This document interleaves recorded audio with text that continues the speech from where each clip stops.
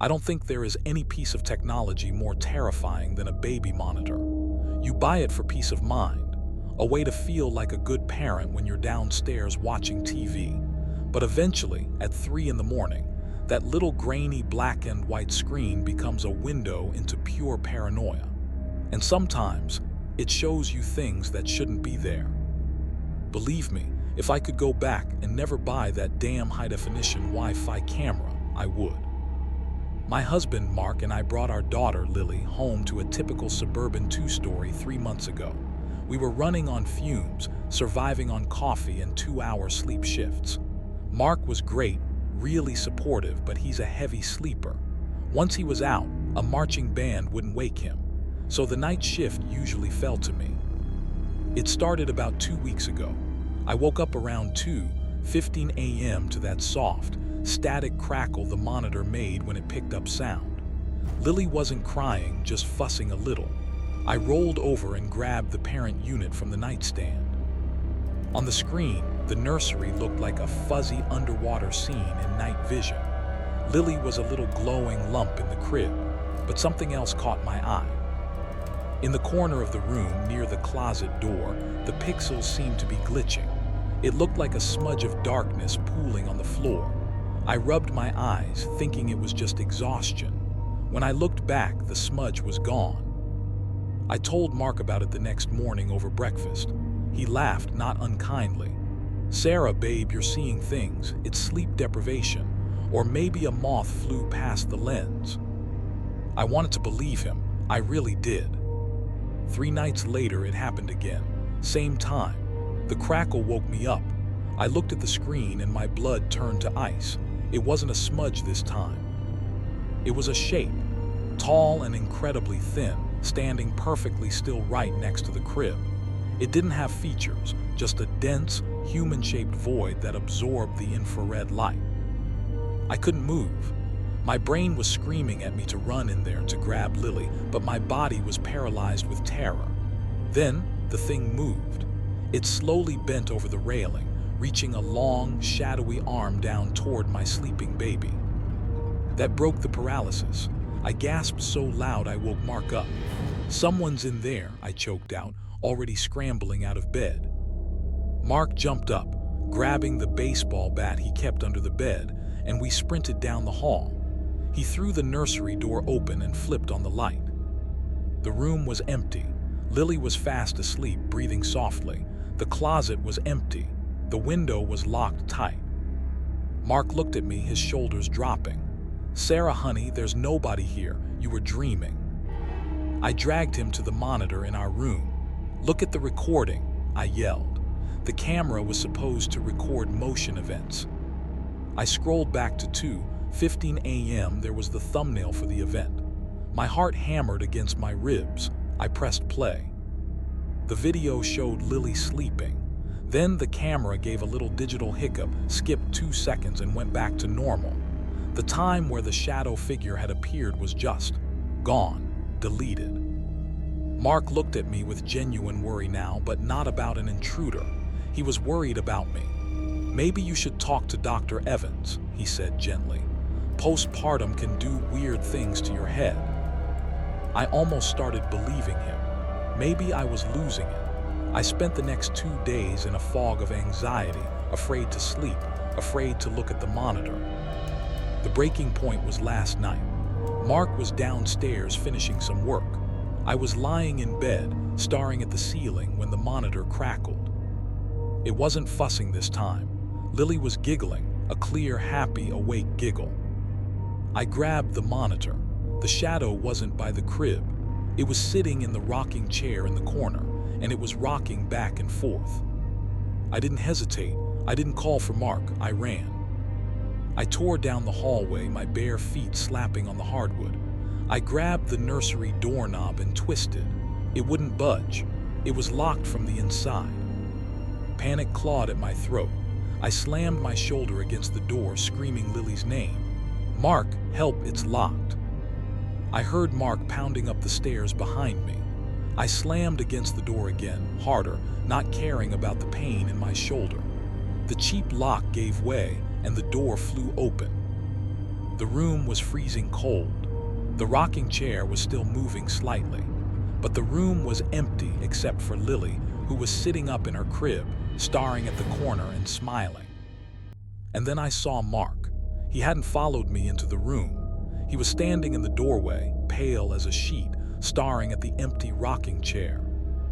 "You saw it this time, didn't you?" I whispered, trying to catch my breath. Mark didn't look at me. His eyes were wide, fixated on the empty corner. He started shaking. "It's not a glitch, Sarah," he said, his voice sounding hollow like he was speaking from far away. It's my little brother." I froze. "What?" "Tommy, he died when I was 10. I was supposed to be watching him by the pool. I looked away for a minute, just a minute." Tears were streaming down his face now, but he still wouldn't look away from the corner. "He always used to hide in my closet to scare me. He was so skinny."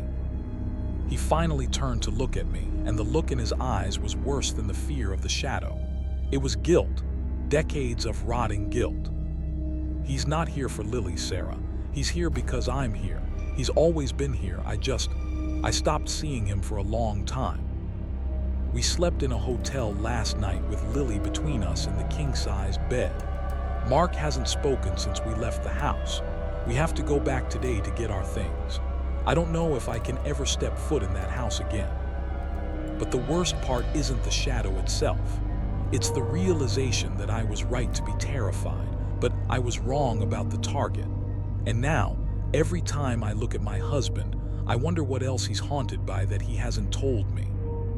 And I wonder if Tommy is going to follow us to the next house, too. You think hospitals are safe places, right? Bright lights, doctors, saving lives. Try working the graveyard shift in security. It's just miles of empty antiseptic hallways and silence that feels way too heavy. You see things when you're that tired. Shadows that move when you aren't looking directly at them. But nothing prepared me for what I saw on Monitor 4 last Tuesday. If I hadn't seen the footage myself, I'd call you a liar. My name is Chris. I took the 11 p.m. to 7 a.m. shift at St. Mary because the pay was decent and I needed to fix my transmission. I sit in a little room on the ground floor we call the fishbowl. It's glass on 3 sides, surrounded by a wall of 24 monitors showing different parts of the hospital. Most nights it's boring. I watch janitors buff floors or chase out the occasional drunk trying to sleep in the ER waiting room. It's quiet, too quiet. You start hearing the hum of the electronics more than your own thoughts. It started around 3:15 a.m. I was fighting to stay awake, nursing lukewarm coffee and staring at the wall of screens. My eyes kept drifting to Monitor 12, the sub-basement hallway. That area is old storage and abandoned maintenance tunnels. Nobody goes down there at night. The lights are motion activated to save energy, so that screen is usually pitch black. But tonight the lights were on. The screen was grainy, black and white CCTV footage. At the far end of the corridor, near the old boiler room entrance, someone was standing there. It looked like a patient in a hospital gown, just staring at the blank concrete wall. My stomach dropped. Patients aren't supposed to be out of their wards at this hour, definitely not down in the sub-basement. I grabbed the radio. "Maintenance, this is security. Anyone working down in the sub-basement level." Static, no reply. I looked back at the screen. The figure moved. It didn't walk normally. It jerked, like bad stop-motion animation where a few frames are missing. It snapped its head back so fast it should have broken its neck, looking straight up at the ceiling camera. The resolution was lousy, but I swear, where the eyes should have been, it was just dark pits. It raised a hand and pointed, not at anything in the hallway. It was pointing right at the camera lens, right at me. A chill went down my spine that had nothing to do with the AC. I had to go down there. It was protocol. I grabbed my heavy flashlight, my heart hammering against my ribs, and took the service elevator down. The air was colder down there, smelling like damp concrete and old rust. The hallway lights were off again when the elevator doors opened. It was dead silent. I shined my light down the corridor. "Hello, security," I called out. My voice echoed faintly. Nothing, the hallway was empty, just dust motes floating in the flashlight beam. I walked all the way to the boiler room door. Locked. There was nobody there. I felt relieved, honestly. Just a glitch, I told myself. Old cameras do weird things. Maybe a rat triggered the motion sensor and the camera feed got corrupted. I tried to rationalize the jerky movements. I was tired. My mind was playing tricks. I went back up to the fishbowl, my heart finally slowing down to a normal rhythm. I sat down in my chair, feeling foolish, and looked at the monitor wall. Monitor 12 was dark again. Good. Then I noticed monitor 9. That's the camera right outside the security office door. The hallway I just walked through 20 seconds ago to get back inside. The figure in the hospital gown was standing right there, right outside my door. Its back was to the camera. It was facing the glass door of my office, facing me. I froze. The door has a heavy reinforced glass window with wire mesh inside it. I was sitting maybe 5 feet away from it. I slowly turned my head to look through the glass, expecting to see the back of that dirty hospital gown. There was nobody there. The hallway outside my office was brightly lit and completely empty. I whipped my head back to monitor 9. The figure was gone from the screen. Panic really set in now. I stood up, backing away from the door, my hand hovering over my phone to call the cops. I didn't know where it went. I was scanning all 24 screens frantically. Then I saw it. On monitor 1, that's the camera inside the security office. It's mounted up in the corner behind my desk, giving a wide view of the whole room. The screen showed me standing there, terrified, clutching my flashlight. And it showed the reflection in the blank monitor sitting next to monitor 1. The figure wasn't outside in the hall. It was standing in the corner of the office, right behind my chair where I had just been sitting. It was tall, way too tall, and its skin looked gray in the bad lighting. I didn't turn around. I couldn't move. I just stared at the screen showing the thing inches behind me. It slowly raised a hand, its fingers unnaturally long, and reached toward the back of my neck. The camera feed cut to static. Then the power went out in the whole office, plunging me into total darkness. I don't remember leaving. I just remember running, slamming through the emergency exit doors and setting off the alarms. I didn't care. I quit the next day via email. I didn't even go back for my final paycheck. When I asked my supervisor about the footage later, he got quiet and said the tapes from that night were corrupted. Said it happens sometimes. I work days now, doing landscaping. I need to be outside under the sun. But sometimes when I walk past a dark shop window at night, I catch a glimpse of something tall and gray in the reflection just over my shoulder. I know it didn't stay at the hospital. You know that feeling when you're dead sure you closed a door, but 10 minutes later, you look up and it's wide open. You tell yourself it's just the wind or old hinges, or maybe you just forgot. But deep down, your gut tightens because your brain knows you didn't forget. I wish I had listened to my gut. My name is Jason, and 3 months ago, I moved into a second-floor apartment in a quiet complex in Ohio. It wasn't anything fancy, just a cheap place near the highway where I could focus on my freelance coding work. The layout was weird, a long hallway connecting the living room to the bedroom, with a heavy wooden door separating the two areas. The first week was normal. I spent most nights coding until 3 a.m., fueled by energy drinks and takeout. But then the door started acting up. I'm meticulous about my workspace. Before I go to bed, I always shut the hallway door to keep the AC in the bedroom. One Tuesday morning, I woke up and the door was standing wide open. I didn't panic. I just assumed the latch was loose. I grabbed a screwdriver, tightened the strike plate, and figured that was it. 2 nights later, I was lying in bed, scrolling on my phone. The hallway door was shut tight. I heard a distinct click. It was the sound of the latch mechanism retracting. I froze, staring at the brass knob in the dark. Slowly, agonizingly slowly, the door creaked open about 6 inches.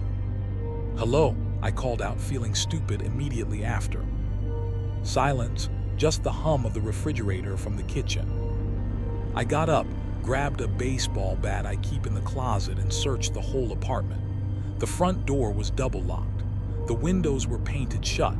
There was nobody there. I convinced myself it was air pressure changes from the HVAC system. But the fear started to rot in my stomach. It wasn't just the door opening, it was the click. Air pressure doesn't turn a handle. By the second week, it became a ritual. I'd close the door. I'd wake up and it would be open. One night, I even wedged a heavy rubber doorstop under it from the bedroom side. The next morning, the doorstop was in the middle of the hallway. That was the moment I stopped sleeping. I felt like I was going crazy. I called the landlord, a guy named Miller, and asked if anyone else had keys. He laughed and said, "Just me, and I ain't coming over to tuck you in, kid." I decided to prove I wasn't insane. I set up an old webcam on my dresser, pointed directly at the hallway door. I hit record before I went asleep, making sure the red light was covered with tape so it wouldn't be visible. I slept terribly that night. I kept waking up, checking the door. It stayed closed. I actually felt relieved when I woke up to sunlight and saw the door still shut. I figured the camera scared off whatever draft or ghost was haunting me. I almost deleted the footage without watching it, but curiosity won. I sat down with my coffee and scrubbed through the timeline on my laptop. For the first 4 hours, nothing, just me tossing and turning in the dark. Then at 3:14 a.m. I saw it. On the screen, the handle didn't turn, the latch didn't click. Instead, the door was pushed open from the hallway side. It opened smoothly, silently. A figure stepped into the frame. It wasn't a ghost, it was a man. He was skinny, wearing dirty jeans and no shirt. He was barefoot. I watched, my hand shaking so hard I spilled hot coffee on my leg. The man didn't look at me. He crept into my room, hugging the wall. He moved like an animal, low to the ground. He walked right up to the side of my bed. In the video, I was fast asleep. He stood over me for a solid minute, just watching me breathe. Then he did something that made me gag. He leaned down and sniffed my hair. I was waiting for him to steal my wallet or my laptop, but he didn't touch anything. He turned around and walked back toward the door. But he didn't leave. In the video, the man stopped at the doorway. He looked directly at the camera. He smiled, a wide, toothless grin that looked way too big for his face. He knew the camera was there. Then, instead of leaving the apartment, he reached up and grabbed the frame of the attic access panel in the hallway ceiling, right outside my bedroom door. He pulled himself up with terrifying strength, slid the panel back into place, and disappeared. The video ended. I sat there in my sunny bedroom, the silence pressing in on my ears. I looked at the timestamp. The video ended 20 minutes ago. I slowly looked up at the hallway ceiling. The attic panel was slightly askew, a tiny gap of darkness. And from that darkness, I heard the softest, wettest sound. Sniff. I didn't grab my keys. I didn't grab my shoes. I ran out the front door barefoot and didn't stop running until I reached the gas station down the block. The police found a nest in the attic. Old blankets, food wrappers, and a peephole drilled through the drywall that looked directly into my shower. But they didn't find the man. They said he must have slipped out when I ran. But sometimes when I'm lying in bed in my new place, totally safe and locked in, I hear a click. And I wonder if he found a new attic or if he just followed me to mine.